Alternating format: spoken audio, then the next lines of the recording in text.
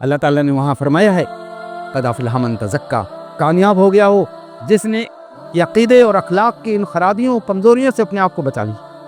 فرمایا کہ وہ ذکر اسم ربہ فصلی، اللہ کے نام کو یاد کیا اور پس نماز پڑھی۔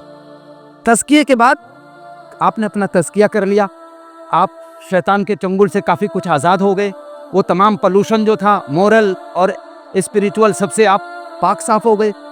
اب کس کو سب سے زیادہ پریشانی ہوگی؟ ایک مومن اپنا تزکیہ کر لے تو کس کو سب سے زیادہ پریشانی ہوگی؟ شیطان کو، اس کی ذریت کو، پورے شیطانی جماعتوں اور شیطانی نظام کو سب سے زیادہ پریشانی ہوگی۔ تو وہ آپ کے اوپر ٹوٹ پڑیں گے، آپ کو آلودہ کرنے کے لیے، آپ کو گندہ کرنے کے لیے، آپ کے تزکیے کی عمارت کو ڈھانے کے لیے وہ پورے لاؤ لشکر کے ساتھ، پوری میڈیا اور نصاب تعلیم اور پورا ماحول سب کے ساتھ ٹوٹ پڑیں گے آپ کے تزکیہ کو ڈیمیج کرنے کے لیے۔ آپ کو کیا کرنا ہے اس کو بچانے کے لیے؟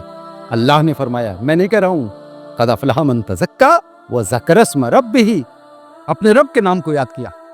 ترمذی کی ایک روایت ہے کہ اللہ کے نبی صلی اللہ علیہ وسلم نے فرمایا اللہ کے ذکر کی مثال ایسے ہے جیسے کسی شخص کے دشمن اس کا پیچھا کر رہے تھے اور وہ اپنی جان بچانے کے لیے بھاگ رہا تھا، بھاگتے بھاگتے جا کر کے ایک برجیوں والے قلعے میں اس نے پناہ لے لی اور ان سے محفوظ ہو گیا اپنے دشمنوں سے۔